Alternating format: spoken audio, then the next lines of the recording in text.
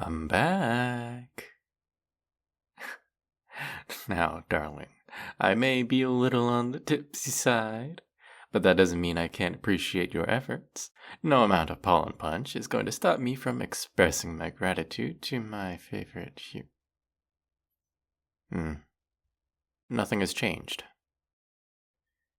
The dish is still broken on the floor. The kitchen is still a mess. What have you even been doing all this time?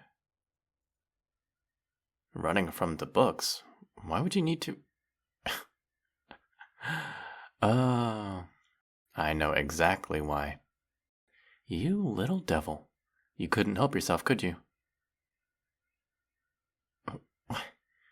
How is it my fault? You can't blame me for your lack of self-control. That's just silly. I even set up a deterrent for you in case you lost your composure, which you clearly did. If anything, I was rooting for your success. But, as I should have expected, I'm instead disappointed by your failure. So, what did you hit them with? The books. Don't insult my intelligence. You must have hit them with something, or they'd still be chasing you. Oh, you're denying it. My mistake. They must have just thrown themselves down, violently, with their pages askew. Some of them even have broken spines. Thank goodness you were around to witness their self-destruction. It's just a shame you couldn't talk them out of it. Oh wait, my mistake. They don't have minds of their own. Because of course they don't. They're books. Did it not occur to you that if you stopped the activity, they'd stop the pursuit? In fact, how did you even continue? Well, no. When you put it like that, it sounds ridiculous. You'd have to be incredibly determined and undoubtedly able to multitask. I imagine it'd be like a more extreme case of patting your head and rubbing your... What? I was going to say stomach. Get your mind out of the gutter. Also, and this might just be a wild stab in the dark, but I'm guessing that your weapon of choice was the baseball bat that you've made no effort to hide? Oh, just the bat-shaped dents in the wall. Nothing too obvious. I pride myself on my deductions, and it would be rather dull to have the answer spelt out for me. Anyway, returning from that delightful tangent, I'm curious as to how that particular spell took effect. As you can imagine, I haven't had a chance to try it before. So enlighten me. Did the books observe you for a while before attacking, or did they wait until you finished your little session? I see. And that still didn't deter you? Well, can you think of anything admirable that you've done since you got here?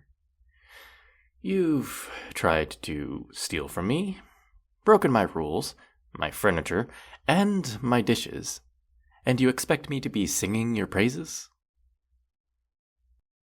Although, I'd have loved to see you being chased around the house.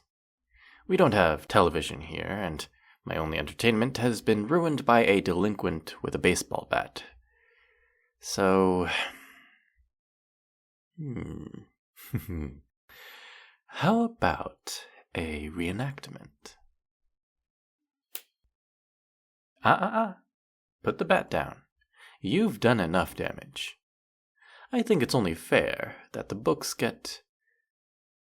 No, hold on a moment. What do you mean by that?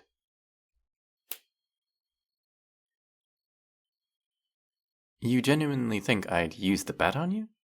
What kind of thug do you take me for? It's for self-defense, in case anyone breaks in. Humans are not the only ones with criminals in their world. We have goblins and pixies, and neither of them are pleasant creatures. Well, sure, the Fae are bad by human standards, but you're not living among humans here. Pixies are known for being mischievous. Mischief in your world is a harmless bit of tomfoolery, but in ours, it could be anything from leaves being pushed through the letterbox to a dagger appearing at your throat while you're in a shower. And don't get me started on goblins. The wretched little beasts eat flesh and consider it a delicacy. So you can imagine how welcome they are in our utopia. But I'd never hurt you. I've been protecting you all this time, haven't I? I mean, that's part of it, but it's not my sole focus. I could go out into the town and spend my nectar on any fae I desire, but the idea doesn't appeal to me. I'd rather stay at home with you, if you can believe it. However, there are certain duties which must be fulfilled in order to maintain a happy household. And although it's cute that you defy my orders to rile me up, it's not going to benefit either of us. What do you mean I'm the one who pushed the bowl onto the floor? I don't know what you're talking about. You must have been delirious from the denial. It can happen, you know. All the blood rushes to one place, and it's certainly not your brain. Well, regardless, I'm not cleaning up this mess. You covered the kitchen with flour, used far more crockery than anyone should ever need, and then piled it all up in the sink as if you were playing a dish-based game of Jenga. So you are the one that's going to deal with it. But to lighten your load, I did take the liberty of burning the lemon for you. It is now a pile of ash in the garbage, where it rightfully belongs. Victory seized, lemon defeated. I do not. I just won't tolerate something that displeases me. There is nothing wrong with having strong principles. It's the very foundation of being a fairy. Oh, I am going to rub your nose in it if you keep up this attitude. To call me brash is one thing. Might have even accepted piquant. But salty? That, my bratty little human, is taking the micturition. It's far too late for no offense. And with that smug look on your face, I don't feel inclined to believe you anyway. Honestly, if the human expression is cruising for a bruising, then you're looking for a way to redeem yourself. What did you think I was going to say?